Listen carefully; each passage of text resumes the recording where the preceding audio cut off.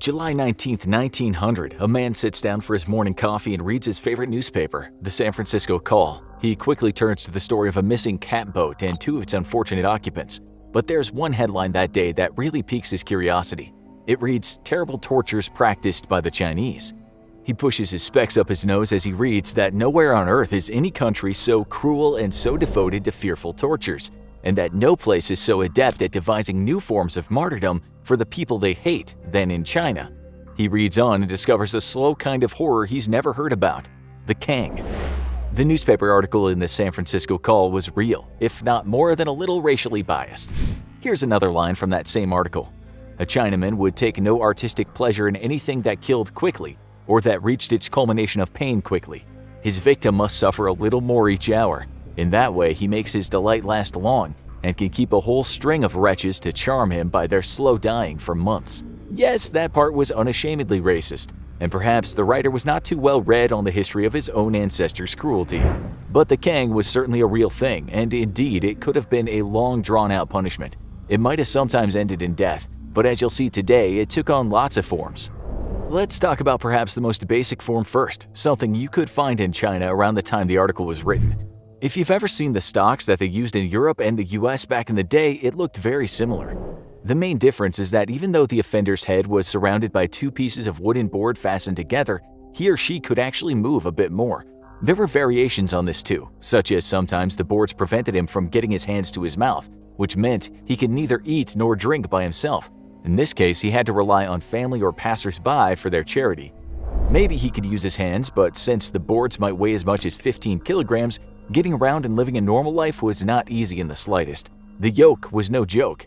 As the descriptive writer in that newspaper article wrote, he might be kept in his Kang till madness or death ends his sufferings. You can only imagine how painful it must have been to be strapped inside one of those things. Sure, the victim might have stayed low to the ground, but for how many weeks can a person do that? The other thing is, this was supposed to be a form of public humiliation, just as the stocks were. And like the victims of the stocks, the public might have been the opposite of charitable. Maybe the man in the Kang had stolen from people in the village, or worse, maybe he'd committed a violent crime. What do you think would have happened to him in that case? Yeah, he might have been pelted with rocks and his life might have ended soon after. It goes a long way back too, but we can't say how far back exactly. There's some text from the Great Ming Legal Code of 1397, which states that the victim should be held in the Kang in relation to the nature of the crime he's committed. The weight of the Kang was also correlated with the gravity of the crime, a crime that would have been stated on paper and nailed to the device. At first, the sufferer might be able to take the weight, but over time, it became hellish. Again, in the words of that news story, in a week the torturers have the felicity of seeing a maddened wretch stumble and fall around blindly, weeping and yelling with anguish. That's if he could eat by himself, or the local people felt sorry enough for him and fed him. If not, his life expectancy in the Kang was only a few days, since the lack of water would have killed him. As for lack of food, starvation might have taken a few weeks. On the bright side, a well-liked person in the Kang could have been taken care of, and in the end, he might have just lost a bit of face. The newspaper story failed to mention that part. There was also beating by guards that might have happened in the Kang, which under the Yuan dynasty by law might have just been with a light stick 7 to 57 times. But it might have also been with a heavy stick 67 to 107 times, which could have resulted in death if a bribe hadn't been paid to lessen the force of the blows. The death would have been slow and usually a result of infected cuts. Remember, this was for lesser crimes too. For example, under the Yuan Code of 1277, 133 offenses could lead to execution, but under the Qing Code of 1740, a whopping 813 offenses merited the death penalty, usually by strangulation or decapitation, and to a lesser extent, slow slicing. With that in mind, Kang really was the least of an offender's worries. Believe it or not though, what we've talked about so far is the less brutal form of the Kang. We guess it's just a matter of perspective though. Would you prefer the chance to live on or just have your death over and done with quickly? Let us explain. Sometimes the person could move with the Kang, but other times the person would have the board fastened around their head and they would also be kept in a kind of wooden cage. Again, this might have happened in a public place as a means to show others what happens if someone created disorder. They might also have been left there until they died. The fear factor was described like this in legal text. If you govern by punishment, the people will fear.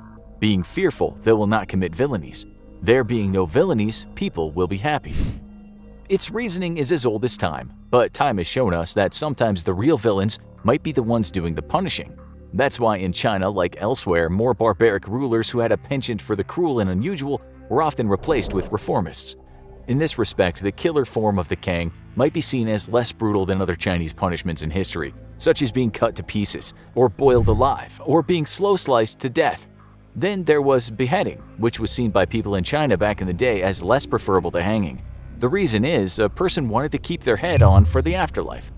This is why the Kang in the cage as a slow form of hanging, never mind if it took a long time, might have been a better way to die than a quick chop with the sword.